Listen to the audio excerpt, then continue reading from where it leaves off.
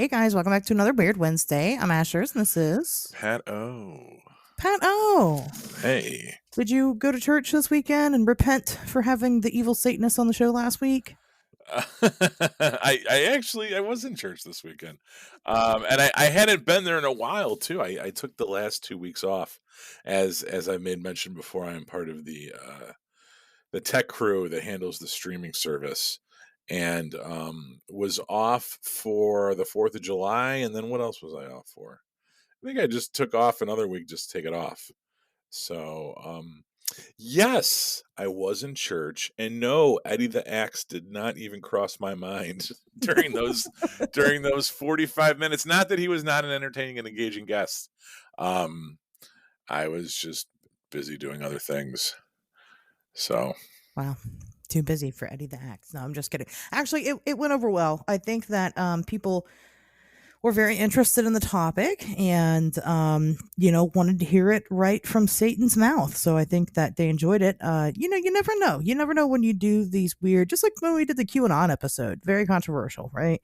And that episode went viral not because people loved it, but because the QAnon people hated us, and that's fine. right, no such thing as bad publicity. Exactly. And so I didn't know how this was going to go. What's our demographic? Are you guys Christian? Were you going to be pissed off by hearing this? But seems that it has gone pretty well. I guess it'll more so be the numbers this episode that determines whether or not people come back. So, Right. anyway, how was your weekend? What'd you do besides What? church? Yeah. Besides that, yeah. I don't know. Not a whole lot. I've been kind of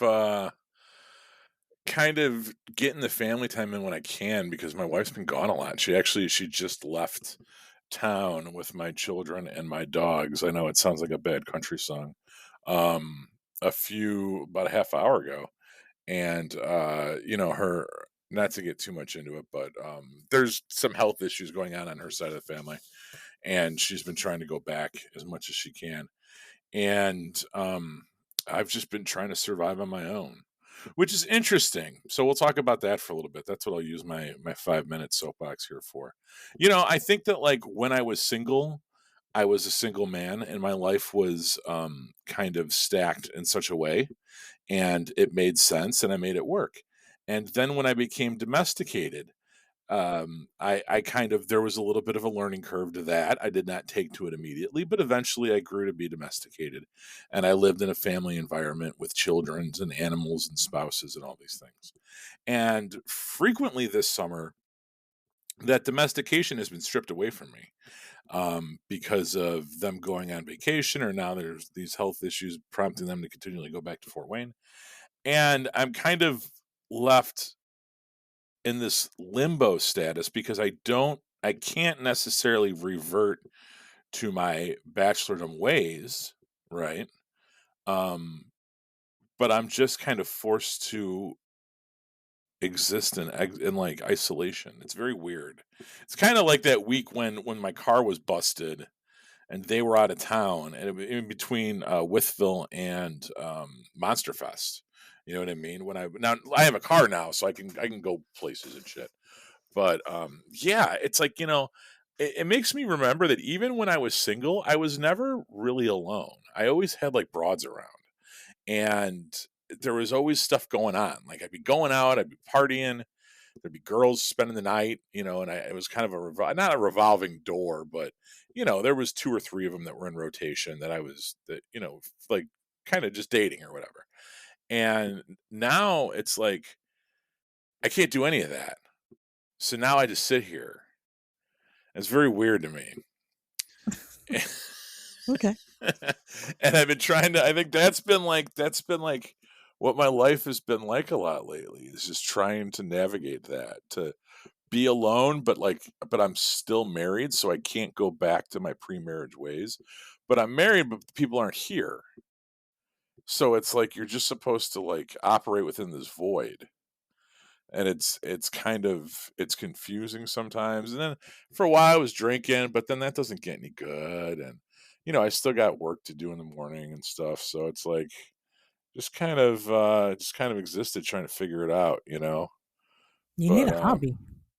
well, I got a lot of them actually.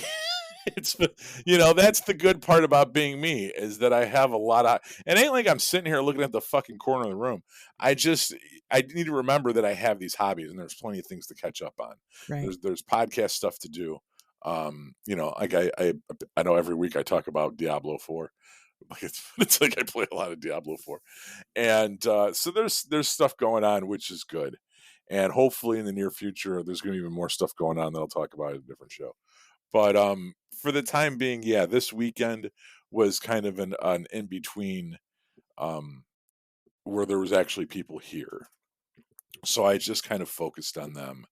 And me and my daughter watched Vanderpump Rules, and me and my son played video games, and we went bowling, and that's it. Now everyone's gone for the week. And then come next weekend, hopefully everyone's back, and me and my daughter can go see Barbie together, and that's that. But me and Daniel did record a couple episodes of Y2K movies, one on Noah and one on As Above, So Below, which is a found footage movie that has to do with the Philosopher's Stone and Knights Templar.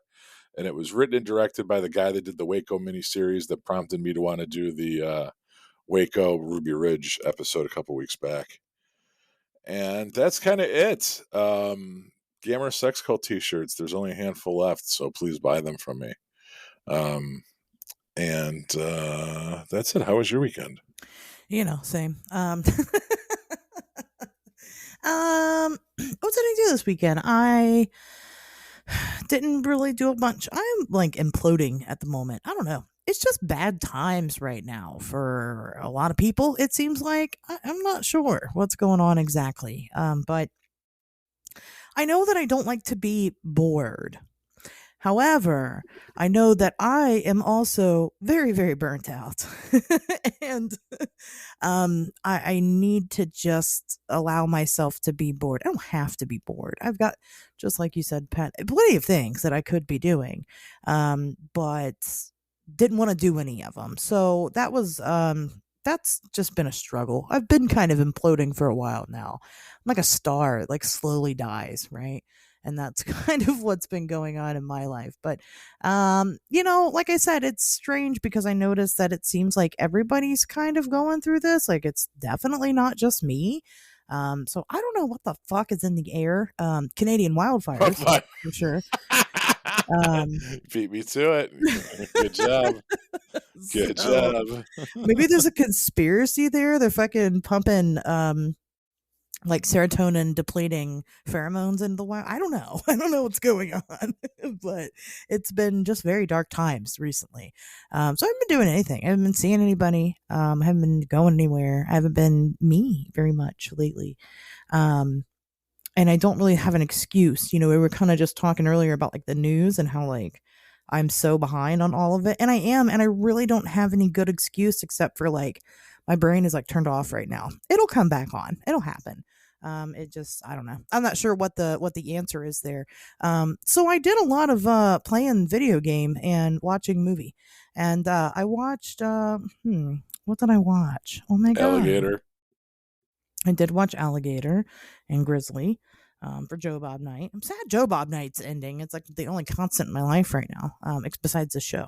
It's getting me through every week. I know what I'm doing Mondays and I know what I'm doing Fridays. What the fuck am I supposed to do from Monday to Monday now? Make my own fun, I guess. But I watched other things. I watched Bodies. Okay. A lot of people hated that movie. It was fun. What the fuck's wrong with you guys? It was fine. Am I gonna watch it again? Probably not, but it's all right. I am not familiar. I gotta look that up. It's got that one goofy fucking dude in it. What's his name? He was dating one of the Kardashians and pissed off Kanye. Scott. No, Pete Davidson. Oh yes, I did want to see this. Was this good? Fine. I mean, it's not the best movie ever, but it is what it is, man. It's just fun. It was lots of fun. I will check this out at some point. I really wanted to see this. Yeah, check it out. I mean, it was all right. It wasn't too bad. And I watched Eraserhead again. Just while I was kind of cleaning out my closet, put on Eraserhead, yeah. and It still holds up. What more could you ask for? David Lynch is a fucking treasure. Did you know David Lynch has a, okay? So he's got this YouTube channel, all right, and I used to religiously watch it every single day, and every single day he makes like 2 3 minute long videos, and he gets on there and he tells you what day of the week it is and the weather, Yeah. and then his other video is he pulls a lucky number from from like bingo balls. 1 through 9 every day. So if you ever need some motivation to make it through the day, you can at least look forward to David Lynch's weather report and number of the day. It's great. He actually tweeted me on Twitter once, David Lynch did, That's awesome. and my fucking head exploded because he lives in Los Angeles, and he doing the weather is something that he's done for a while now, and he used to do it for some radio station, and the lead singer of the Vandals, who went back to Joe Escalante, he's one of these punk guys that, like, did the punk rock thing in his 20s and then went to law school and became a lawyer, and I don't know if it's K-Rock or it's one of the radio stations out there in LA where Joe Escalante has a radio show where he gives legal advice and he talks about it, and it's the same radio station where David Lynch does the weather. So David Lynch got on Twitter, and this was kind of first when he started. He only followed like 20 people, but one of them was Joe Escalante from the Vandals. And I just tweeted one day, I love the fact that Joe Lynch is on Twitter and only follows 20 people, but one of them is Joe Escalante. And David Lynch replied to me, "Oh yes, Joe's a prince of a man." And I would like drop my fucking phone, like, "Oh my god, fucking David Lynch just responded." This is why I'll never get rid of Twitter. I don't give a fuck. I will delete every other social media that I have. Fuck Facebook, fuck Instagram, fuck all that shit. Twitter is genuinely valuable because that is the only time that me and David Lynch's spheres will ever intersect. And it was because of Twitter. So that's my ad for Twitter for this week. And for David Lynch. Yes. I know, all these people are like, oh, who are my inspirations? Oh, let's see. You know, James Cameron and Steven Spielberg and God and all these people. Let me tell you who my inspirations are. Okay, David Lynch, Lloyd Kaufman, Joe Bob Briggs, and John Waters. I was gonna say John Waters too. Yeah, Yeah. that's right Yeah. there. If you want to know the type of person that I am, that's all the information that you need. That right there. So there's that, and Carl Sagan. We'll throw Carl Sagan in it too because Oh, sure. Just for appearances. absolutely Just to be highbrow a little bit. make it an even 5. Yeah, make it an even 5. I'm not totally a fucking crazy nutty goofball. There's some science in there too somewhere. So anyway, speaking of science, you want some news? I love some news. I've got some news for you. So this is interesting. Is it going to go anywhere? Probably not. So archaeologists in England discovered gigantic axes. And these axes, now they're clearly some type of hand axes, right? That you're supposed to wield one-handed. The axes are 9 to 12 inches long. They discovered them during a dig that they were doing in like an ice age hole. They were uncovered with 800 other artifacts, and they're really not sure what to make of these. They know that they're about 300,000 years old. They're too large for normal human hands, and they're not even entirely sure what type of human may have made them yet. Are they though? Like, I'm thinking about that, and this isn't me being argumentative, but like,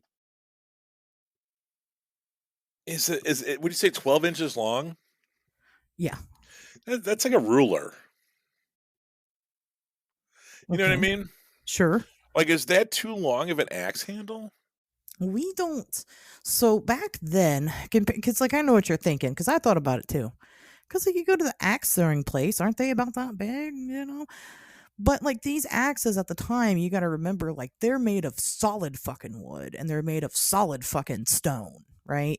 We don't, Yeah, so it's probably heavy as fuck. right? We don't make them like that now, right?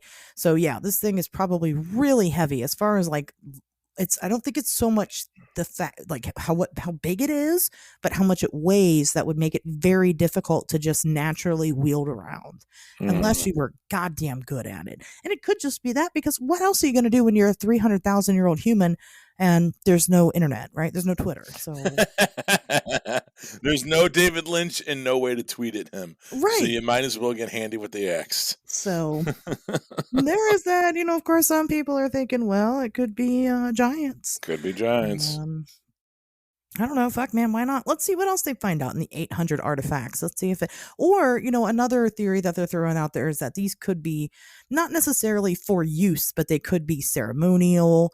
They could symbolize something. They could be trophies. They really don't know anything. They just, of course, had to put it out there and let us speculate and then wonder why our entire world's filled with conspiracy theorists. Why even share that information if the answer is I don't know? I don't know. So, anyway, do you have anything to add to the giant axes? No. Okay. All right. That's fine. Speaking of giants, Matt Moneymaker from the BFRO, which probably a lot of listeners know exactly who and what this organization is. The Bigfoot people.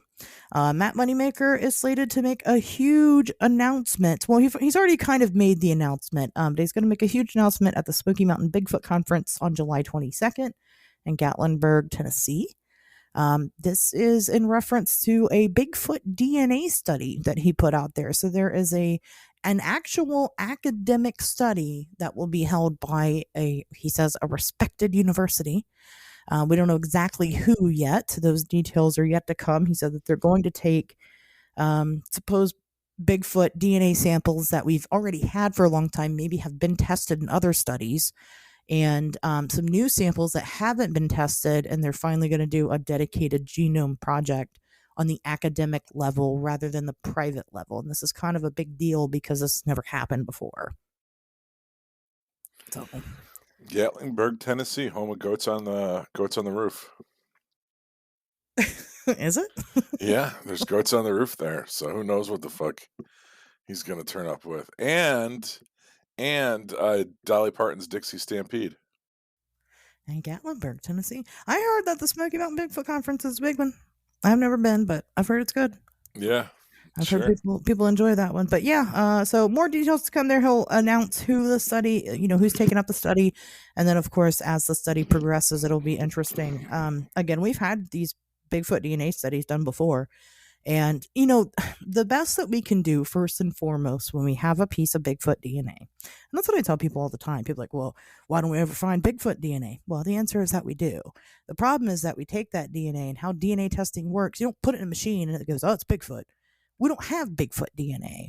So it runs it against every single known animal, every single one, and shows that there's no matches. It's inconclusive DNA, is what it comes off at Right, because it right. can't it doesn't match anything.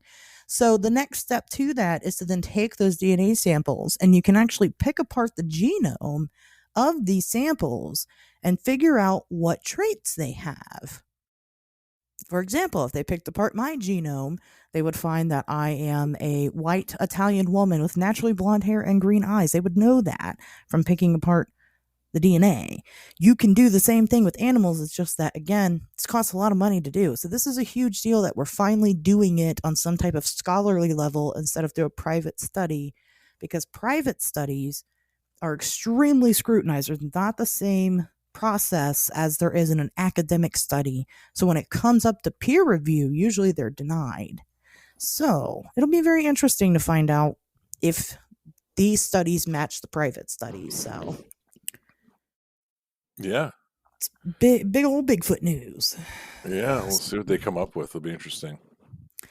I know that people want me to talk about what is happening in the UFO community, and I can't do that because I've checked out of it. I know that there's some legal thing going on where they are trying to force the United States government to disclose all of the information that they have right now. I don't know what exactly that means. I'd have to really look at it, but I just haven't. I know there's And some tie to the JFK thing, like they're trying to put the same type of uh whatever they did to get the JFK documents released, they're trying to do the same thing with UAPs. interesting. And the government's trying to say that it's not necessary because there hasn't been a Warren commission, you know what I mean?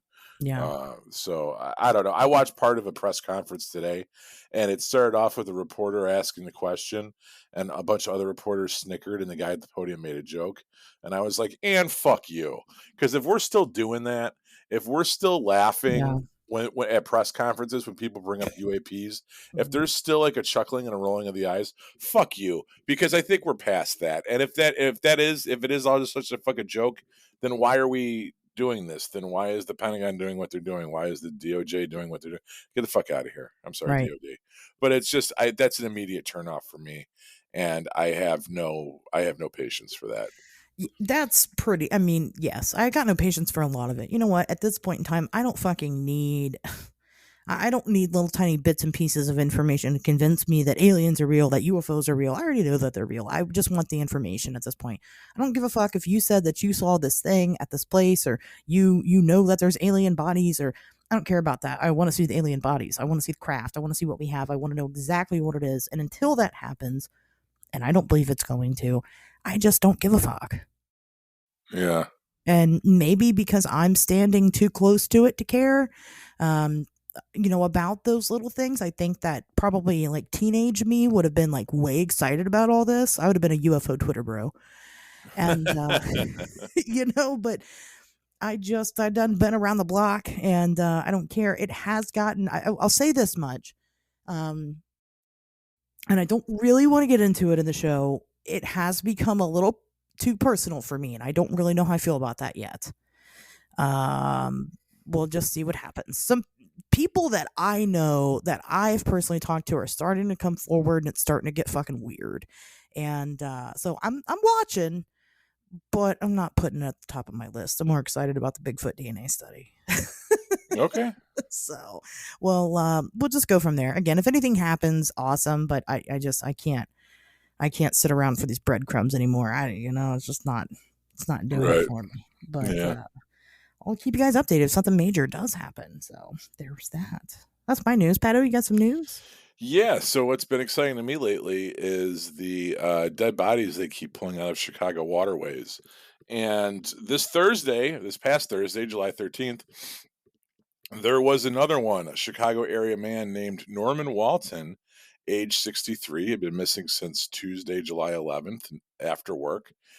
They still haven't found the pickup truck that he was thought to be driving when he left work.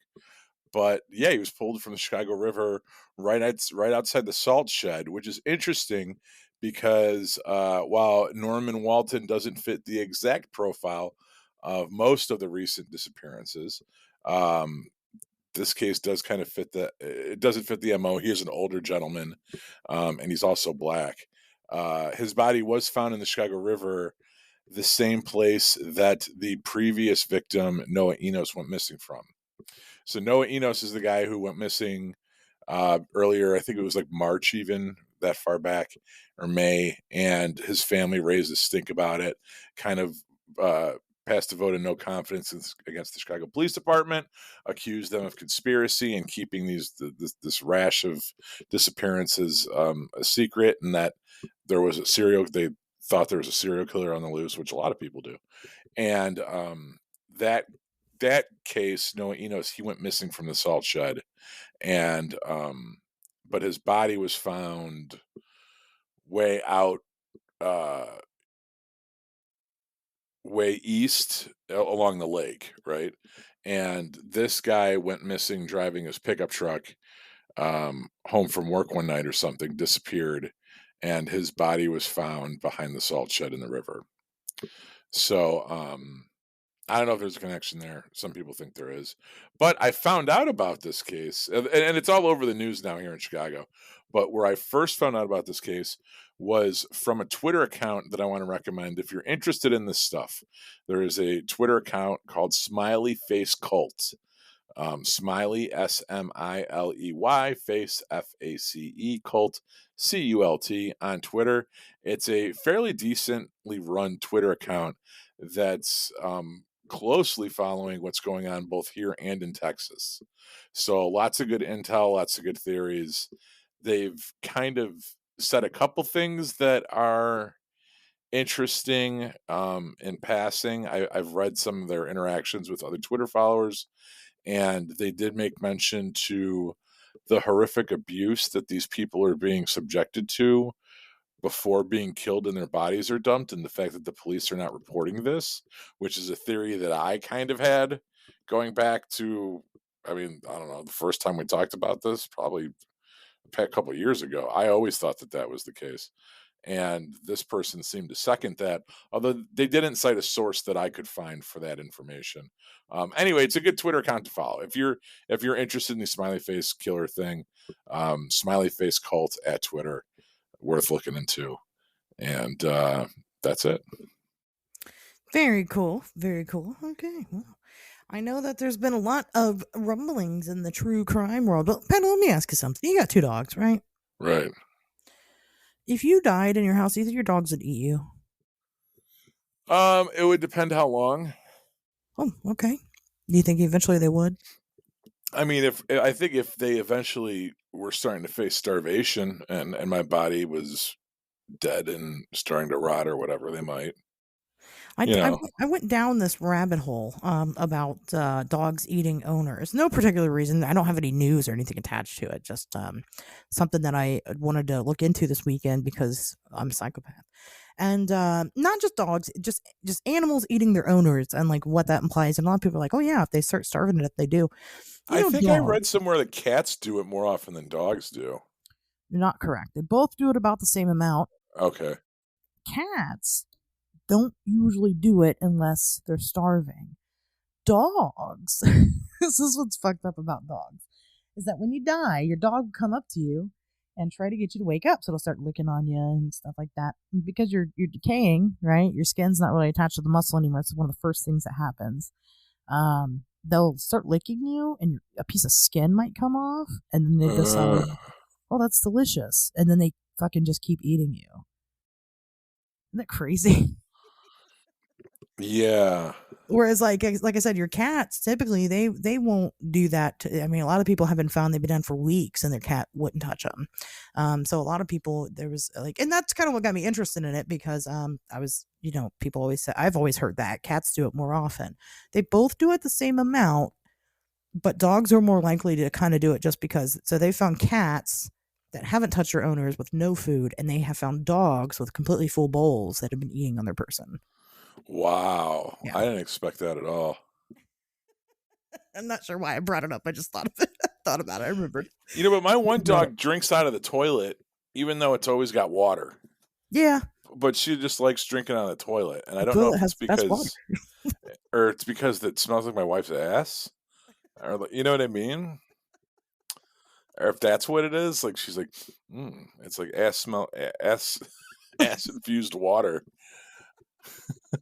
It could be. So she can't wait for your wife to die so she can eat that ass. She's like, That's what she's gonna have to fucking move over. Not until I'm done with it. it's not your turn yet. Oh, put some Jello on that. I fucking Do what you got to do. But bust out every sauce and just try it out. Anyway, yeah, I learned that this week. This week I learned. So your animal, your dog is more likely to eat you than your cat is, but they both will because they're animals. So, yeah. I would if I was out in the wild with my. I don't give a fuck what animal it is, and I'm starving to death, and they die. Hell yeah! I mean, I'm doing that with people. I don't give a fuck. Hey, if we were trapped in the house or something, that dog, I'd fucking eat that dog. No, like I said, So I'd probably do it. It's like controversial because you got these people get lost in the woods and then they'll end up. There's that one movie about it. Remember, they all. alive, Yeah, I haven't seen that one in Peruvian years. soccer team. It's okay. Yeah, We've talked about it, and they started eating everybody. Well, fuck, man, they're dead. Who cares? You got to eat. yeah. Anyway, that's got nothing to do with this week's topic. Um, Pato, you kind of got to choose the topic this week, right? I gave you multiple choice. Um, this is what you chose. Were you familiar with Operation Mockingbird N before? so, yes and no. I mean, I will say this was one of we have now officially been doing the show long enough to where I can bring up old show notes as reference points for current episodes. Okay. So I actually went back and I won't say what episode just yet, but yes. So I mean, was I familiar? Yes, I had show notes about this from a previous episode that we had done. Now, Hmm. when you had asked me what did I want to pick and I said Operation Mockingbird, I had no idea what that was. Off Sure. the top of my head, I just picked that because I don't know if I didn't like what the other 2 were or I was like, "Oh, I don't know what this is. It'll give me an excuse to learn something." So, yeah, I didn't really I kinda went into this blind, and then as I started to study it, I was like, "Oh, I know what this is," and I know a bunch of other examples of this, but then, I guess I also started to think this wasn't true, and then, there's also Project Mockingbird, which is Yes. different, so it was like, are we doing operation or are we doing project? And then operation doesn't really exist. It's just kind of people misnaming project, right? I guess we'll get there. We will get there. We will get there. So yeah, I was kind of in the dark, kind of knew what this was, I guess. So, like Pato said, there's Project Mockingbird and there's Operation Mockingbird. And it is important that you know both. Okay. Hmm. So, Project Mockingbird was an incident that happened where the CIA had wiretapped phones of two US reporters in 1963. Okay. This is an issue. You can't do that, especially at the time, and I believe even now, currently, the only time that you can wiretap somebody's phone is when it has to do with foreign affairs. Okay, Well, but that's kind of why, because somebody was leaking information to the press in the White House, and these reporters were like writing about the Cold War and stuff, right? correct, but they didn't even pretend to act like that they thought that it could be somebody that was foreign, right? They openly admitted, which was where they fucked up, that they believed that the information that was being leaked was coming from somebody that worked for the United States government. And they were leaking it to American journalists. So there was no foreign person involved. So Gotcha. if they had just said, if they had just been like, yeah, we think that a foreigner is, leaking this information or, something, if they had even said that they thought that the journalist maybe wrote for a foreign publication, if they had even pretended, then they maybe could have gotten away with it. However, they still needed a warrant to do so, and they didn't do that. So this was a big thing because it wasn't just it wasn't just the CIA. The telephone company happily complied and let them do it. The attorney general happily complied and let them do it, all knowing that this was not correct. So, again, the reason why they were doing it was because a couple of publications were publishing classified information and the government wanted to find out who. Now, they did find out who.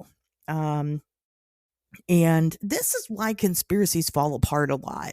Because I'm going to tell you who they ended up finding these sources were. It was a White House staffer, an assistant attorney general, 21 congressional staffers, 6 members of Congress, and 12 senators. Wow.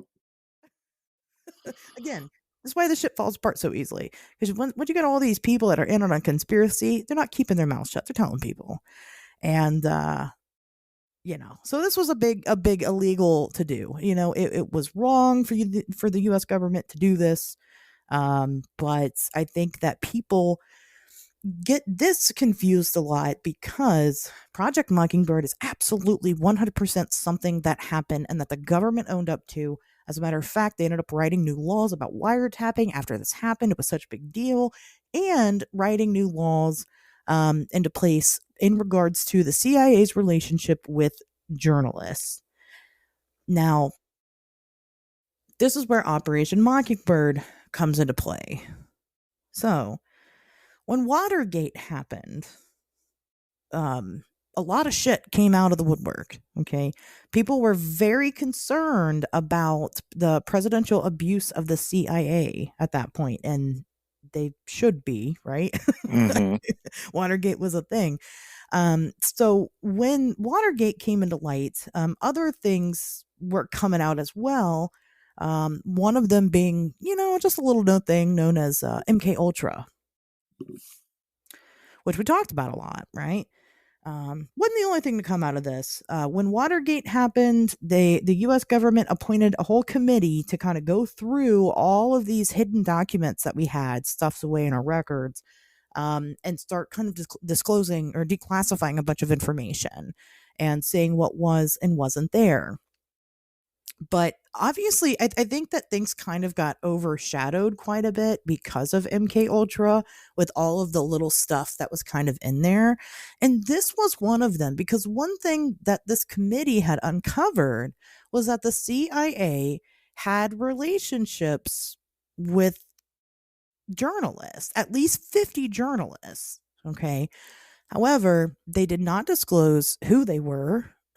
They did not disclose what type of relationship that they had. And that was that. Well, people ran with this.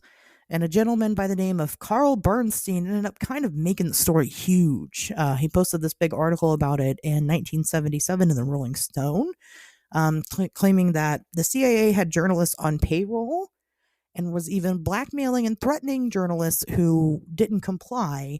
And the whole point of it was to write up propaganda pieces to make the United States government look good. I believe it. Do you know who Carl Bernstein is? I Woodward, don't. Woodward and Bernstein. They were all the president's men. They were the two reporters that broke the Watergate scandal. Oh, okay. Yeah. Interesting. So that So is he where. yeah, he had the connection with Deep Throat, where they were getting fed information from Okay. insiders. But he's written a lot of books. Um, but yeah, I'm sorry. No, that's okay. That's fine. Did not mean Um, to interrupt you. I mean, so no, it's all right. So that's where it blew up, and people are to this day convinced that the United States government, again, has contracts with certain journalists, publications, media outlets, things like that, and that the government controls our information that we receive from these publications, with coercion, blackmail, threats, payroll, whatever. And that's kind of where we are today. So, Pato, I'll let you take the floor there for a moment with everything that I just said. So yeah, there's a lot of stuff. Um, there's a lot of stuff about this that I think is probably pretty spot on.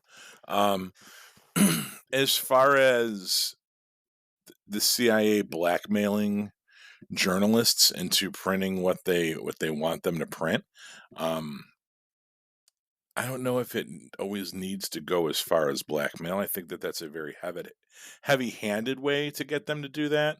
But I think there's plenty of journalists that will just more or less do it on their own, either through trickery or bribery.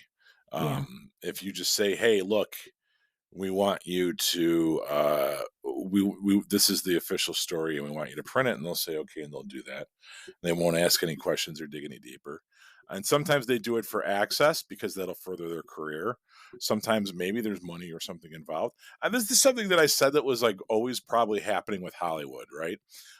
Because we rely on the armed services to give us well, film studios rely on the armed services to provide equipment for action movies. If you want to shoot Transformers and you need, helicopters, well, guess who's got the most helicopters? If you want to make Top Gun Part 2, where are you going to get those jet fighters? The Air Force or the Navy or whatever, right?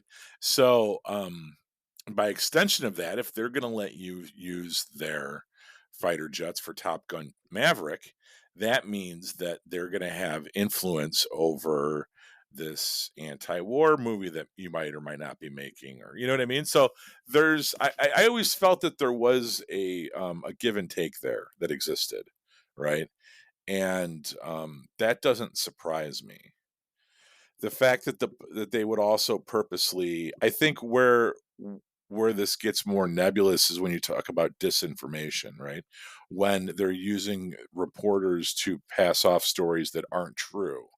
It's one thing when it's like, hey, we want you to print this story about, this pro-government piece, or hey, we want you to be favorable in your analysis of the Ukrainian war or something like that, right? That's one thing. Another thing is when they try to use the press to um, do stuff, disinformation campaigns. If you're talking about, and there's lots of that, and where this where I went into my show notes for this week's topic was during, of all things, the cattle mutilation episode, because there's lots of evidence to suggest that the whole cattle mutilation narrative in and of itself is something that was created by the government to cover up an ecological disaster. And what I had for my notes from that was Project Gas Buggy, which was a early fracking program that utilized underground nukes, nuclear bombs, to release natural gas reservoirs. And some of the first cattle mutilation cases that were reported were in the same general vicinity where Project Gas Buggy took place. And some people theorize that those cattle mutilations was like the EPA or government scientists testing the cattle's lymph node and blood to see if there was radiation sickness, and that the further mutilation, the removal of the asshole and the tongue and all that other weird shit, was just kind of like, you're not going to go in there and just take what you need, because that might lead a breadcrumb trail back to who you are and what you're actually looking for. If you create more of a mess and make this more outlandish of a crime scene, it may deflect enough for people not to understand what you were really looking for and what your true motives were. Anyway, so that, I think, shows that um yeah, we're definitely capable of this. I think if you'd have to almost look at it in a case by case basis to see whether or not it's happening, Mhm. you know. And I absolutely agree. That's what makes it strange is that the church committee who investigated these documents, again, found that the CIA had a relationship with about 50 different journalists, but we don't know who they are. So everything else that you have coming out after that. Now Carl Bernstein came out and said that it was way more than that. It was like 400. And he actually like named names and accused people and specific publications and things like that. And there's been other people that have come after him that have come out and been like, "Oh, so and so." It's just like how everybody's been on Epstein's plane, right? Hmm. You know what I mean? Everybody's been on Epstein's plane. Um Except nobody really knows who's been on Epstein's plane. So there's that. But because we know that people have visited his island, you can just say that somebody's been there, and what's the retort to it? No, they haven't. And that's basically what this has turned into now. That little crumb of distrust has created an entire distrust loaf. Okay, is where we're at. And, it's hard to blame people for that. A lot of what the church committee, what it seems that they had found, and now there's not anybody investigating it anymore. They just kind of went, that was a thing that happened, but like we have all these laws because there are laws in place that say that the CIA cannot have a relationship with publications anymore. They're not allowed. They are not allowed to influence the media. And there's laws over and over and over again. And originally, I was going to read them all off. I'm not going to do that. If you guys are really interested, just go look into it. Um, but they are not allowed to influence media. It's just not something that they can do. But this had gotten so large that some of the claims that were being made is that the CIA even had working relationships with people in other countries to influence their media and how America was being portrayed. Um, I don't doubt that all of this happened during the Cold War. I don't doubt that at all. I don't doubt that it even happens to this day. Pato, are you familiar with with the term lobbying? Right. And lobbying happens between large corporations and the government. And guess what? Guess who owns most of these major publications? It's large corporations that own them. So, you can kind of put two and two together and say that, yeah, this probably does happen. However, if a journalist, okay, that was trying to make it big, if they were approached by the CIA and they said, hey, we're either going to give you a bunch of money to lie, or we're going to, blackmail you to lie, or we're going to kill you and your family to lie. And you're a journalist. Your dream is to break the big story. Then wouldn't we be seeing more journalists breaking that story left and right?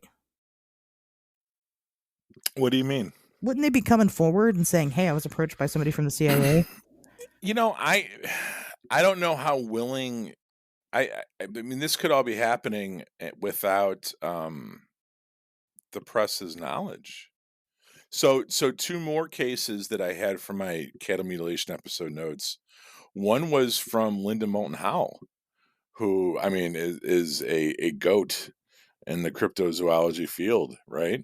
Um, and she kind of got her big break on the cattle mutilation story, where her and she was a reporter, I think in Nevada, and was talking about it, and went on got an interview with like an Air Force general or something, someone in the Air Force that gave her a bunch of information, and it kind of made her career and established her as somewhat of a crackerjack investigative reporter in the field. And I'm not saying that she wasn't, but definitely looking back through the lens of history, there's some question as to maybe she was being used. Maybe she was being fed disinformation, especially on the cattle mutilation stuff, because they wanted to perpetuate the story that cattle mutilations had an extraterrestrial origin, and it wasn't them trying to study the effects of an ecological disaster. So I'm not saying that story about her is necessarily true. I have no evidence. I was not there. But I think that it shows the potential for some of these relationships that you're talking about. Maybe, you're talking about clear cut, the FBI knocks on your door, they invite themselves in, and they sit at your kitchen table, and they either threaten you or they write you a check, right? Or something like that. And what I'm saying is maybe it's not always going down like that. Maybe the reporters don't know. Maybe sometimes the reporters just think they're that fucking good and they found a source. You know what I mean? Or they found someone willing to spill their guts, or they found a whistleblower that wants, and it's not. It's a fucking spook that wants to get this bullshit story out and see how it spreads. Spread disinformation, right? I think that could be the case more than anything. And something else that I wanted to bring up real quick is the guy from oh god, there's so many fucking projects. Project Beta, which sounds like such a generic name. There must be dozens of them. But this guy's name was Paul Benowitz, and he was the guy that was he worked he lived in proximity to Dulce, New Mexico, and he just happened to be picking up transmissions from an Air Force base. And he was like a ham radio nerd and had like a early satellite dish. This is in the 70s. And he was picking up these signals from the military base, right? So what happened was the government decided to fuck with him and convince him that he was picking up signals from aliens. And they gave him a special computer to put in his home that they said was he could use to decode these signals. And really it was other Air Force people fucking with him, pretend to That's be aliens hilarious. talking to him. Well, he had a nervous breakdown from it because he didn't know what to believe anymore. And I'm not that I'm trying to like turn the tables on you and make you feel like a dick, but like I mean I'm laughing about it too. Yeah, But it's like hilarious. yeah, no, they really they fucked with this It's guy, fucked up, but it's and they hilarious. took it. They cost him his sanity because he didn't know what to Right, believe, and he's seeing this and he's thinking that, and people are telling him he's crazy, but all this stuff is right. happening, and this was once again This was just government disinformation, and we need to get in front of this story. And we don't even want, it's not about people believing A over B. It's about people being so fucking confused that they don't know whether or not to believe A or B, and they just give up on the whole thing and walk away. And I think that if Project Mockingbird is anything, or Operation Mockingbird, fuck you, whatever, is anything, at its core, it's that. It's not about making you believe one thing or the other. It's about confusing and muddying the water so fucking much that you don't know what to believe. And I bet you that's the easier of the two things to do. Is just to create enough white noise to drown out any actual conversation. Leave you a breadcrumb of distrust until you got a big distrust loaf. That's what it is. Um, His, I was his baking analogies. it works though. I mean, Uh, when you got yeast on the mind, I guess that's just right. I guess. Um, so that's where I remember when like all the balloons are being shot out of the sky and everybody's like, "Oh, it's Project Bluebeam." Sure. Tons of people came and listened to the show during that time. Because they listened to that episode, and it wasn't Project Bluebeam, and we know it wasn't, because there was no big projection of the gods in the sky, right? That had to happen first. We know that. Right. So it can't be that. It can be whatever the fuck else you want to call it, but it can't be that. That's kind of the case here with Operation Mockingbird, is that again, what it is saying specifically is that the government holds relationships with journalists, and the journalists knowingly are doing this to push it. And that's how all these stories are on the same page. That's why you'll get like these big publications that have the same exact story printed over and over again. It's because they're all in a cabal together. And Well, it's Associated Press. They're all going off the Associated Press wire. right. And so they're all in cahoots, and they all are on the same page. And maybe like the bigger news stories break, and then the smaller publications break, then they're like, "Oh, we're going to get our 2 cents in," right? Just like we do, right? We'll cover a topic when it's important, right? That's what we do. It makes sense. But that's what they're saying, is that the journalists are also knowingly doing this, and this is why you can't trust media, is because it's already a lie from the get-go, and they already are in on the fact that they're lying. I agree with you, Pato. I do believe that the simplest way to go about doing this is much easier than threatening and bribing journalists, because again, I think that once you start pulling that thread, it falls apart easily. You don't have a bunch of journalists. There have been some, and that was kind of the big thing about this at the time, through like the 60s and the 70s. This was fucking massive, because there were journalists that were coming forward and going, "Yeah, actually, we were kind of in cahoots with the CIA." That did happen. That's what they were claiming happened. But people aren't really doing that now. So is that really happening now? No, because it's easier to just lie to these fucking people than it is to try to bribe them to get them to Mm. lie for you. Just lie straight to their faces. Um, I don't really think it's happening like that anymore. I'm not going to say that I 100% trust the media. Things are worded strangely sometimes to paint a different picture, and you know this. If you know somebody or know of a situation that has happened locally to you, and you have read your local news article about it, or watched the news about it, right? You know that the news didn't tell the story exactly like the story was, right? My mom's neighbor. My mom's neighbor is really bad on meth. I know, because she told my mom the other day that she was doing meth. And like 2 months ago, she ran into a house, right? Ran her fucking car with her 2-year-old child in it into a house. And the police didn't drug test her. Nobody was suspected of drugs, even though we know that she was fucked up on meth when it happened, right? And they should have drug tested her and ended it right then and there. The news story just made it seem like it was an accident, and that intersection is a problem. Well, the intersection's only a problem when you're fucked up on meth driving around, right? That's when it's an issue.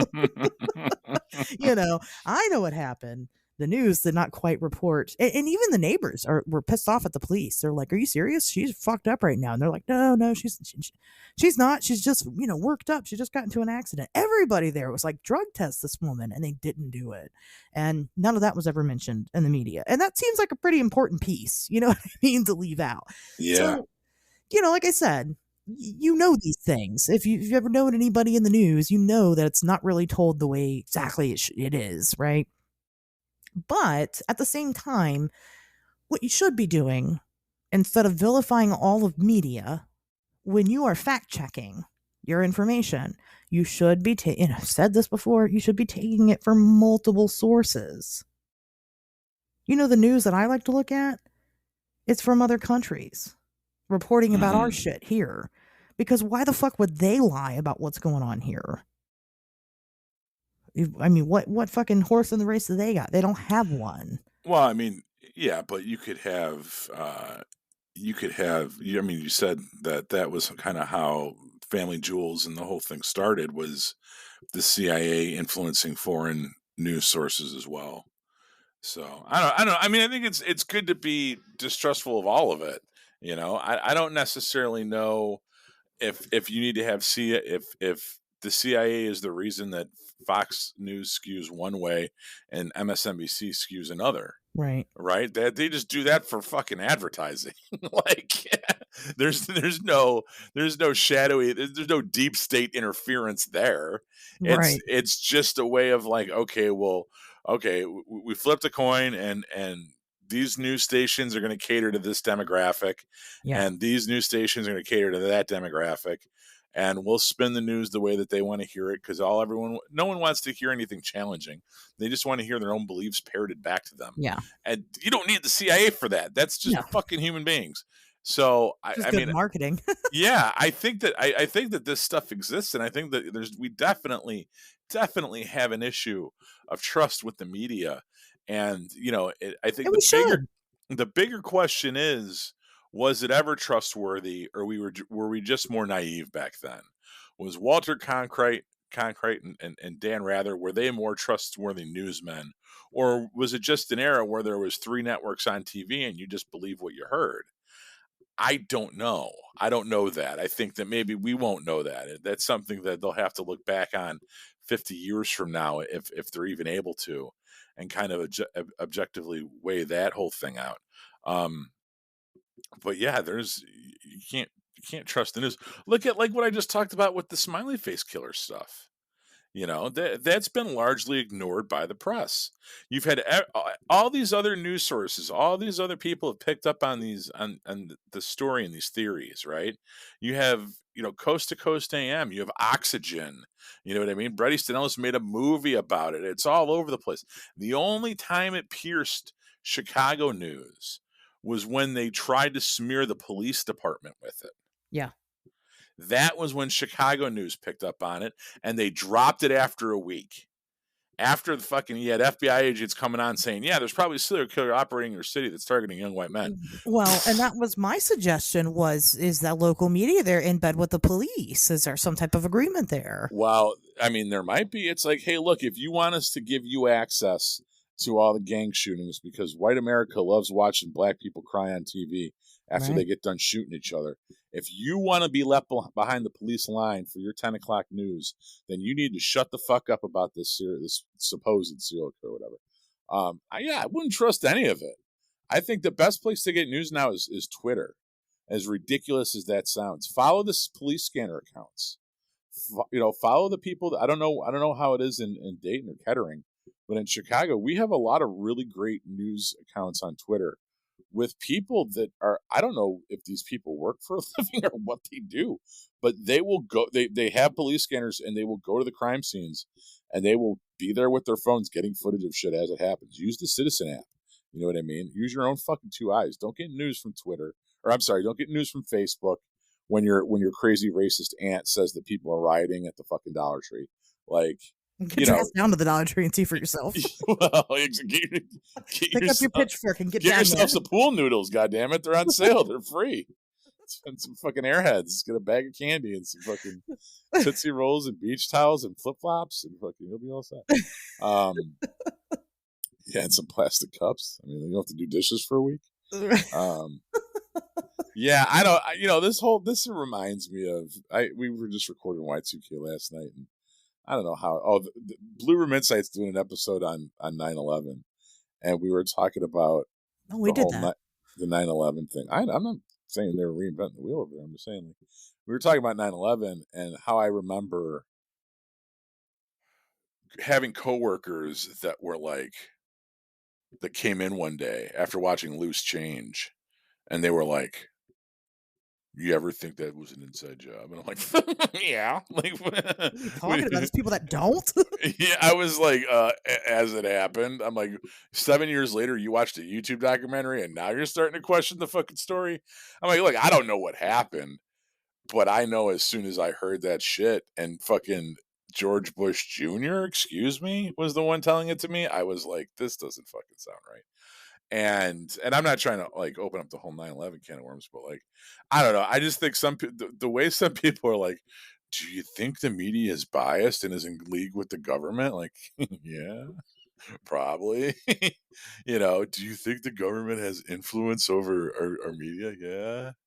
Yeah, they probably do. But does that mean that everything's fake and everything's a smoke show and that there's five dudes sitting in a room pulling the strings on? No, I don't necessarily I mean, think that. maybe I'll talk about it next week. It depends on it depends on a lot of things, but I'm kind of going through something like that right now. And the government came out and made an official statement about something, and I know that they lied. And other people know that they lied, and we all know that they lied about it. But they didn't necessarily lie. They just kind of bent the truth a little bit, and that's interesting. So it does happen, right? I mean, that again, you can write up an article to lean either way. Um, I don't necessarily agree with getting your news from Twitter. I think that you should get your news from everywhere. I think that no matter what it is that you're reading about, aside from maybe the little basics, you should double check another source and triple check another source and go from there. That's what I think. My the reason I will always sing the praises of Twitter is that it gives you unparalleled access to people that are boots on the ground there. So if there's a riot in California and Los Angeles, the only way that I'm going to hear about it outside of Twitter or social media is by watching the news, by turning on Fox News, by turning on CNN, by turning on maybe ABC dealing with a local affiliate. But some news agency that has a camera there, they're going to show me all that I'm going to see. Right. But when you add Twitter into that conversation, now, and now, granted, these could all be bots or these could not be real people until they start uploading video of their own on Twitter. But when you start using social media and you start using Twitter with the hashtags and all that stuff, now I can see I have direct access to people that are there. I have direct access to people with camera phones that are there, that are where the accident happened. They are standing on the street corner. They are pointing their camera at the fucking crash investigation. They're watching the firefighters run into the building. You know what I mean? And that's why I value Twitter, not just because I want to read what Huffington Post has to say. It has nothing to do with that. It's the people that can be there when the riots are happening. You know what I mean? It's the people that can be something that's not reported in the press a lot is that we have massive riots here in Chicago on an almost weekly basis on the weekends.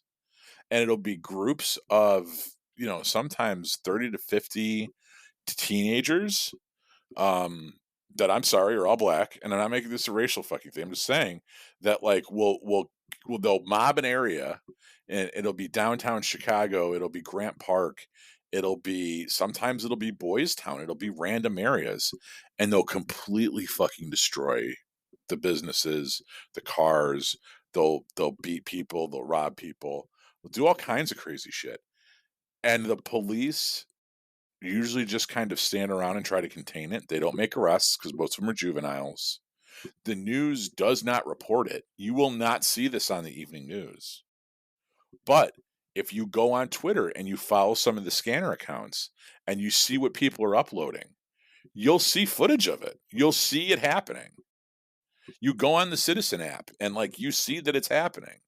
And you see lots of people talking about it and you don't see the media talking about it. And I mean that's when I talk about like I get my news from Twitter, that's kind of what I mean. I don't mean Yeah, I but read I follow Geraldo on there, and he's the only man I listen to. It's like your community is important, but your community can also be skewed at times. That's why I say multiple sources is about. Okay, here's a fun story. This just happened this week in my neighborhood. It was on Facebook, but granted, some lady was pissed the fuck off, and she uploaded a video of her screaming at a woman who is taking a limping, crying child and walking away with her. And the woman is going off. You need to call the police. You need to call the ambulance, saying that this woman just hit this child with her car and she's not calling the police. And that's not actually what happened at all. What happened was the woman was flagged down by the girl's friends. The girl had fallen off her bike. The woman was trying to take the child to her house, was trying to make sure she got to her house so she could explain to the parent what happened. But this neighbor, all she saw was a woman's car parked in the middle of the street, because that's where she parked it, and her carrying off this child. Um, she didn't hit the child. That's just not what happened. Sometimes your community can be incorrect. Again, this is why you have to get multiple sources, because even with video, things aren't gonna. And that's all I'm saying about it is just check your sources, fact check your information. There is other information out there. I agree. That's why I follow the true crime groups, because some of these people have these crimes figured out before anybody else does. Before the detectives do. They know exactly who killed who and how and when. And the information comes out and it's accurate. At the end of the day, those people were right. So obviously they were onto something. But I also use both sets of information. Then I read the discovery afterwards and really find out what happened, and see what was right and what was wrong. And, speculation is important. That's why I think it's more difficult nowadays to pull something like this off, because we do have such access to people, and they can vouch for or easily deny whatever it is that's claiming to be going on. can we just follow that topic for a second? The story you just told. About 'Cause- the lady in the Yeah, because it reminds me of something else. So, are you God. familiar with the Sound of Freedom? Oh God. The okay, the QAnon child trafficking movie that's out right now. So somebody was like talking about this, and this is something I saw on Twitter. I can't quote the person, but as parents, we'll get a good kick out of this. Um, was talking about how important this movie is because hopefully it will empower people to stop child trafficking when they see it. And somebody's comment was, the next time you're at a grocery store and you see somebody with a screaming child, you know, 9 times out of 10, that's probably their kid. But 1 time out of 10, that could be a child that's being trafficked. Yeah. I was Ashes, how many times have you been in a Target with a screaming kid?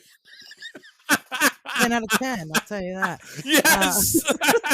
I'm like, this was clearly written by somebody that doesn't have children, Yeah, because I have been I have been in Target with a screaming kid 100 fucking times, and yeah. they've been my kids. You know what I mean? Like, you've never been in a store with a fucking screaming. I remember one time back before me and my wife got married, we used to meet up in this small Indiana town that was halfway between Chicago and Fort Wayne. And they had a Walmart and they had an Applebee's, right? And it was that's at a gas station. So that's where we would stop, because we could get gas, we could run into Walmart if we needed something, we could stop and have lunch if we wanted to. And one time we were waiting we were going to have lunch at the Applebee's, and my kid was acting like a fucking asshole, and I pulled him out of there. I was like, I threw like $20 down on the table. I don't even think we got our food yet. I was like, whatever, we're gone. I'm not sitting with him like this. I'm not We're going to getting jail out. for child trafficking. No, I'm getting out of here. The kid was just Yeah. acting like a shithead. I wasn't going to sit Yeah, there in the it's middle of a happened. restaurant and have him throw a fucking tantrum. No, we're leaving. Fine. Fuck you. You don't get your French fries, you little shithead. We're going.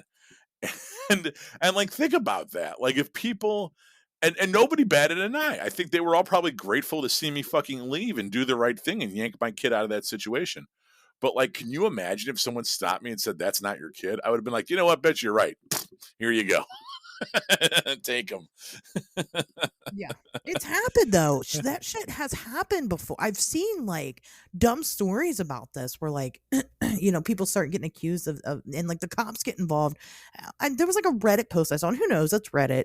Um but they had said that they had a special needs kid that was nonverbal, that a child was throwing a fit, And a couple comes up and calls the police. And because they weren't the non custodial parent, they had to wait for the non custodial parent to get into contact with the police and held the kid from this. And it was their parent, just not it was the non custodial one, and could not have access to their child because these people thought that they were being trafficked or something. Right. They're just a Just special needs kid. and like I don't, the thing is it's a slippery slope because it's like how do you, I guess if you were to see something that was legitimately wonky, then you should say something. But how do you decide that? And I guess do you err on the side of caution and potentially stop that from happening? Do you mind your own fucking business? And I don't know. I think maybe something to take into consideration is, and this could tie into this could this might be worth it because this could tie back to what you're talking about. Maybe the moral of the story is that child trafficking doesn't really happen as much as we think. So the likelihood of you being in the target while a parent with a screaming kid isn't really a parent with a screaming kid is so exponentially fucking low that like you know what I mean? Like, no, kids don't just get like trafficked out of the Tinley Park Target at 3 o'clock Yeah. on a Saturday afternoon. That's not Right. how that happens. So the likelihood of that being what you're seeing right now, Karen, no, that's not. It's extremely low. You're lucky to walk out. You're more likely to walk out of here and get hit in the head with a fucking meteor than to you be seeing a child abducted that's going to be sold as a Wayfair fucking hamper or something. You know what I mean? Like Yeah. No, I know it's exactly. that the media might have you like propaganda, like Sound of the Children or Sound of Freedom, whatever the fuck it's called. That may make you believe that this is happening more often than it really is. Like we do know children are being trafficked, and all these terrible things, but the likelihood of it happening in Sheboygan, Wisconsin, on some on Wednesday afternoon at Cracker Barrel, that's probably not it. You're probably Yeah. just seeing a Yeah. kid throw a fucking temper tantrum. Or like the million fucking posts about, oh my God, I was at Walmart and somebody was following me. And it's like, no, they weren't. It fucking weren't though. That shit doesn't happen. Like there's maybe like 5 cases total of like people actually being abducted from grocery stores, and like how many of them are actually kids? How many of them are kids left alone? That's another factor. Are you leaving your kid alone at the grocery store while you're shopping? I mean, what that's on you. That's kind of your fault. Um Sean Walsh, yeah, Adam Walsh. Adam Walsh, whatever. Right. Well, right. So, and John she Walsh left is a kid that I knew in grammar school that was not trafficked, he was not sure. as Are you far as I know. sure? I mean, I haven't checked in with him in a Could while, be but lying. little He's slut. they've brainwashed him. Yeah, now he's a whore for the government or whatever. He just used to blackmail.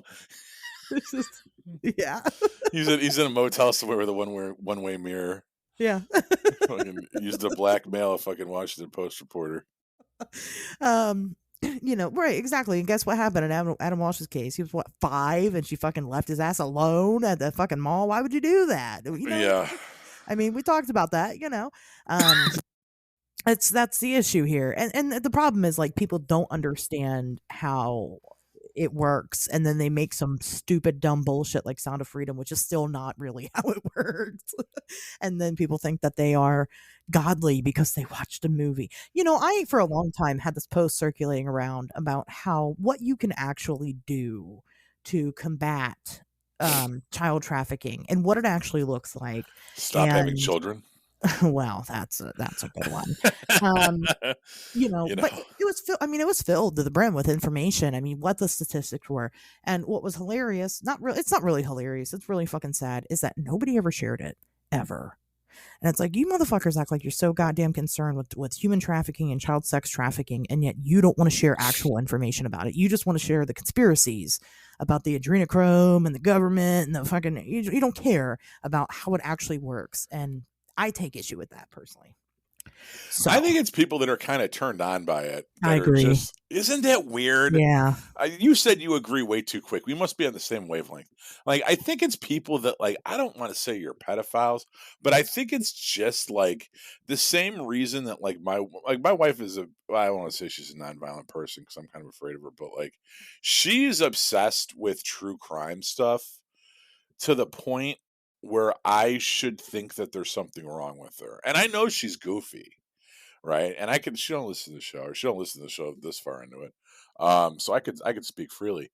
But like I don't know. I was making like lunch the other day and she comes in and she starts telling me about some documentary she watched about a guy that set his girlfriend on fire at a gas station because she was talking shit and he was trying to get her to rehab, but she kept running her fucking mouth.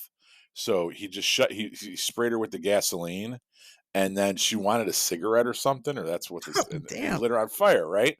Shit, And that's fucking from Zoolander. What are you talking about? no, it was something that really happened, and the chick had suffered terrible third-degree burns all over her body, and she was able to testify at her own murder case because they were able to get She her. was alive. Yeah, and they were able to interview her, and she's sitting there and she's telling me the story, and she's like talking about it the way I would talk about like Eastbound and Down, or a really good episode of like Game of Thrones or something. A damn good meal.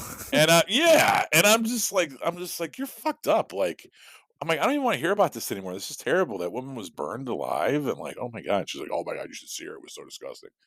And I just know so many people that are like that are really into the true crime stuff. And I'm not hating on them because I know we got a lot of them as listeners. Thank you for your patronage.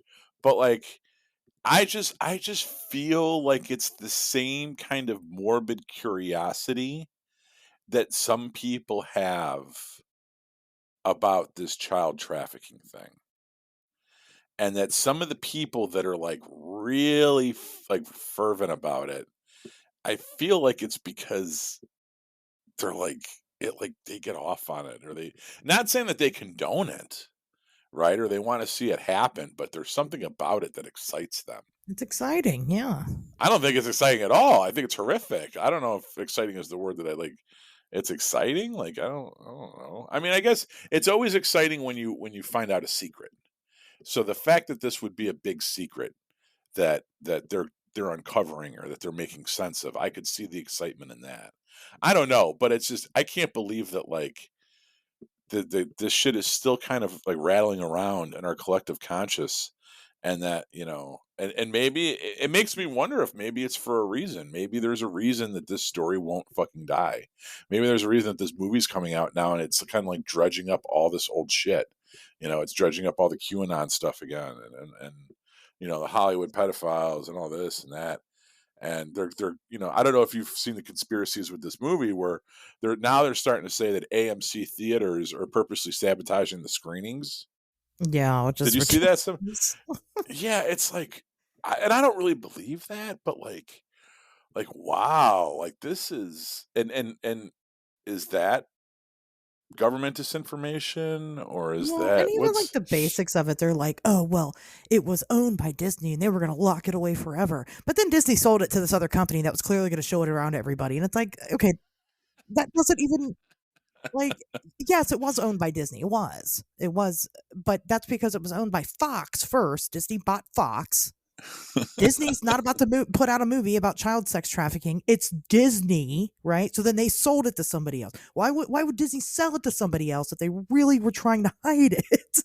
Yeah, they could have put it on a shelf and killed it like they did with Batgirl, or like they do with movies sometimes. Anything else? You write it off as a tax loss. You don't That's have why to sell movies to people. There's no law. right. 'Cause so that's what they so I mean I know we talk about taxes sometimes on the show for whatever reason. But that's why studios do that, because let's say they've spent $150 million on the Batgirl movie, right? Or Batwoman, or whatever the fuck it was that they canned. And they Mhm. look at it and they say, okay, this movie cost us $150 million. If we release it and it tanks, we're not making our money back. Right. It's a loss. It's a straight up loss. However, if we scrap the movie and shelve it, never release it, we can write it off on our taxes as a loss, and we'll get every penny that we put into it back on our taxes. That's what they do. So as far as like with Disney with this movie, it's in their best interest to fucking kill it and sit on it, because at Mhm. least then they're guaranteed what they could for, you know what I mean? The fact that they even sold it, like they didn't have to do that. They could have got their money back just by sitting on it. So yeah, they're not, Disney wasn't trying to fucking kill this Well, thing. and that's what I'm saying about critical thinking, Pato, is that clearly we all should be very concerned about what the fuck they had in that Batgirl movie, because that's where the truth is. You know what I'm saying? Yeah, I mean, what was Hunter Biden? Was he the fucking? one of the Riddler's men or something? Or Something. There's something in there that we can't see, right? can we do a Hunter Biden episode? Because Oh my I feel god. like I feel like that's going to be like the eastbound and down in politics. But I just don't care enough to research it on my own. But if we do it for this show, I will. Like, did he really leave cocaine in the fucking White House library? I don't think so, but who cares? It's a fucking White House. They're all doing cocaine there. You guys fucking serious? Let them do I their mean, cocaine. and then what's with these videos of him smoking crack?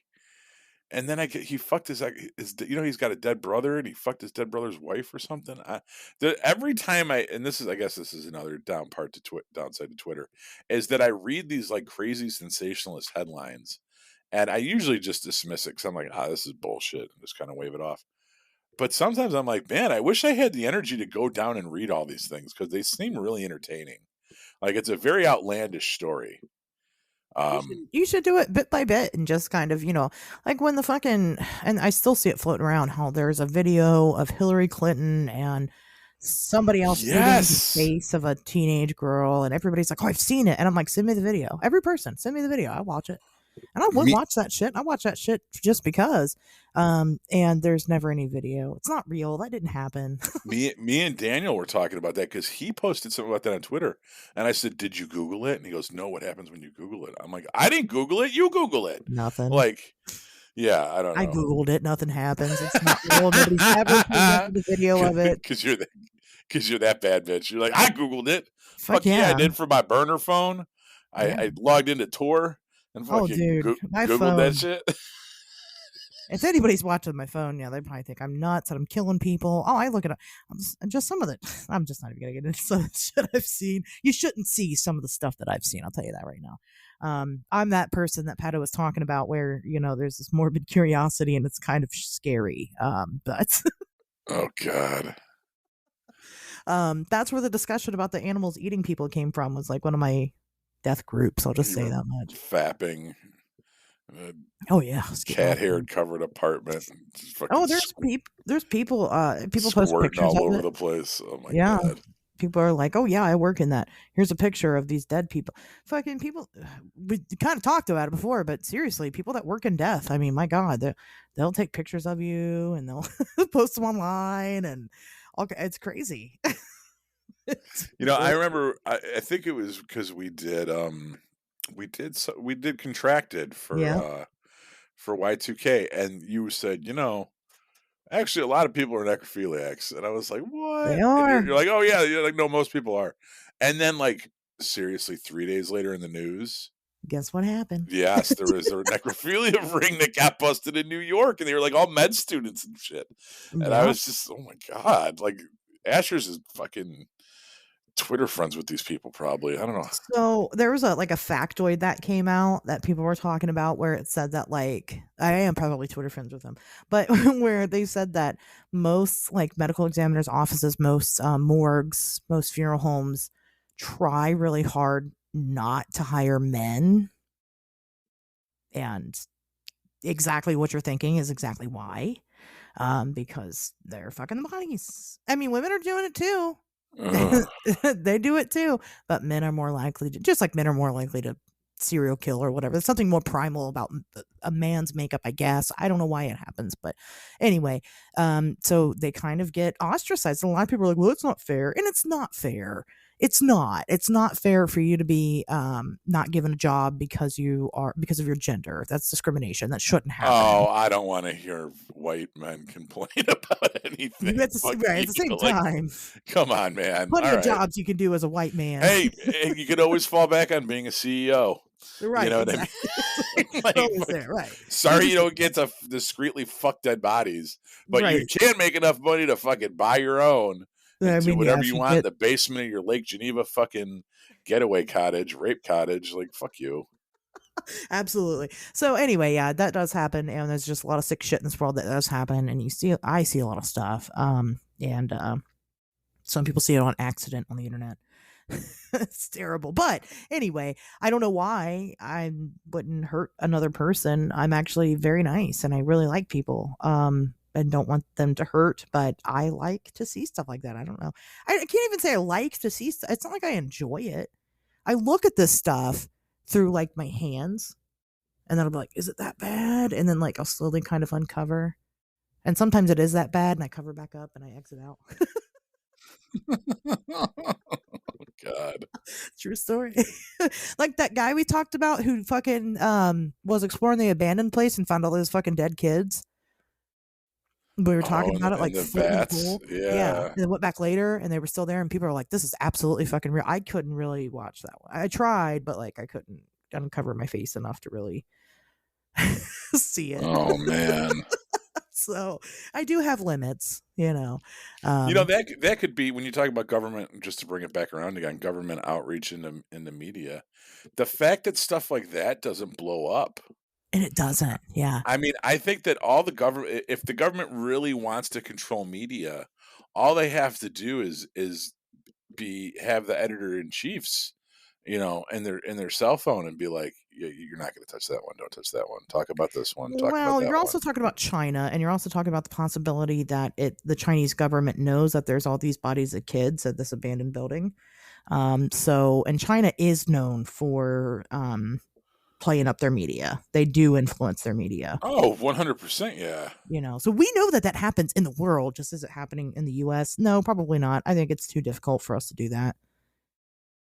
I think there's some kind of influence, but I think it probably it might be a little bit more clandestine. It might take the form of misinformation more. Yeah. I don't think like whoever does the news for ABC, NBC, and CBS every night sits down with someone from the Pentagon and they decide No. what they're going to talk about. Yeah. And as far as the CIA blackmailing reporters, there's probably a little bit. I bet they got a lot of dirt on a lot of different people. And Sure. if they have dirt on me and they ever wanted to use it because I could somehow benefit them, you bet their ass they'd show up on my doorstep and be like, yo, we know you like BBW Latinas. We're going to tell everybody unless you deliver this package to the fucking West Side tomorrow. And I'd be like, okay. Well, that's what I'm saying. I would more believe that it's more the journalists who are approaching people of power and going, "Look, I got this shit on you. If you don't want it out there, you're going to pay me this or you're going to do that." Or I would believe, I mean, a shitty, have you ever met a journalist? They're shitty people. They're not shitty people. They just can be very shady and I just mean, yeah, I wrote for my stressful. high school newspaper, my college newspaper. I wrote for local newspapers. I could And be we all know considered a Pato is a journalist. shady person and will sell you out for Latino women. So, I mean, there's your proof right there. Like I said, I would believe that the flip side is probably more prevalent than than the government actually having that influence. But again, they can lie. Anybody can lie Right. or omit information or, which is lying by omission.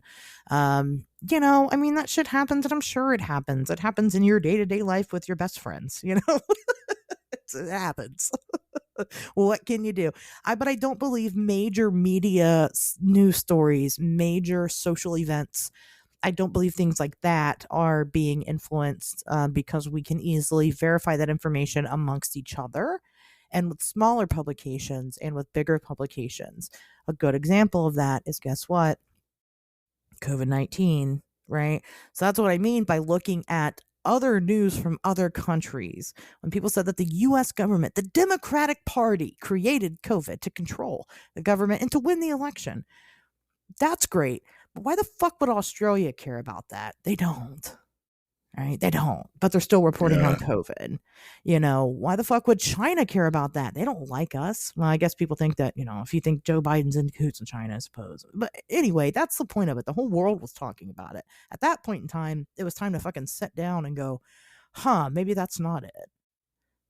Maybe that's not it. Now, if you now go in and saying, hey, coronavirus was invented in a lab in China that all of our scientists were there working on from all around the world, and it got out and they didn't fucking tell anybody, and that's why it spread. Well, there's something to that. There was a whole doctor in China that got murdered for trying to say that. And that actually happened. We can verify that information.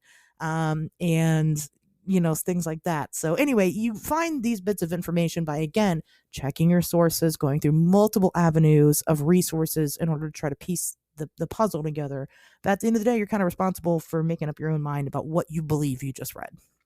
Yeah, and I think I think that's a really good example of probably how this operation is still happening is that, you know, in an effort to, you know, stem public outcry against China, even though there's plenty of people that blame China anyway, mainstream media is not going to beat that drum too heavily.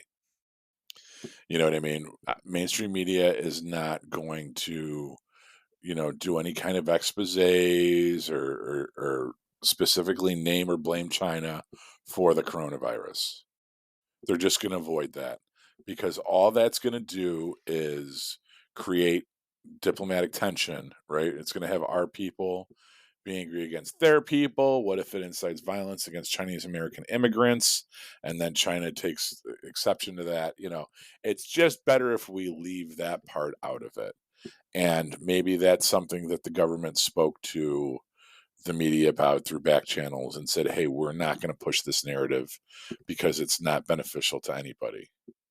And I think they're, to a certain extent, they're right. I think that there's certain news stories that, we don't need the American public freaking out or getting, for the most part, people are pretty blind to the news in general. Yeah, I agree. Um, and it's probably for the best because with what little information we do have, we do tend to make the most amount of trouble with. And, so it's like we don't need, your average, we don't need people, and angry mobs with tiki torches fucking going into Chinatown and trying to fucking kill people, and then the ninjas fight back and they kill a couple good old boys, and then we have cowboys versus ninjas and fucking it's World War III in the streets, and that's just benefits nobody, right? So like let's just keep the story PG-13 and try to keep things as level headed as possible. I could see that being a thing, I you mean, know. just do an experiment. Go to your local news social media, Facebook, Twitter, whatever it is that you use. Go to your local news social media. Pick an article that's got a lot of comments on it. Read the article. Go read it. And then go down the comment section. I will promise you, I will bet fucking money on it that at least 40% didn't even read past the headline. And you can tell based on the Yeah. comments they make. Oh yeah. People don't educate themselves. They don't and they won't. And I think that you're right about that, Pato. Let's maybe not bring up the Chinese lab and where the virus came from because guess what? It wasn't Chinese scientists that was there. It was a scientist from the United States, a scientist from the UK, a scientist from this, a scientist from that, from all around the world. We fund that lab. We do. And we are also take responsibility. But people aren't going to read that part. They're going to read Chinese lab and then they're going to freak out. Hmm. They're not going to research and go further. Research, guys. I can't say it enough. Do your fucking research. Do your homework. Don't speak on a topic unless you know about it. Learn a little bit about it first. Not asking that you dedicate your life to child sex trafficking or the morgue workers So having I don't sex with know. dead It's people or make a decent buck.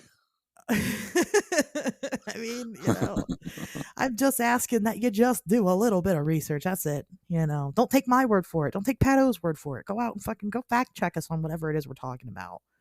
Challenge it every time. Every time it's going to make you a better person. I mean, obviously I'm right about everything forever, but go find that out on your own, right? Don't just trust because I said that. Go find that shit out. So that's what I got to say about it. Pato, do you have anything else to say about disinformation or media influence or Operation Mockingbird or You know what? I do not. all right. Well, with that being said, guys, we'll see you back here next Wednesday.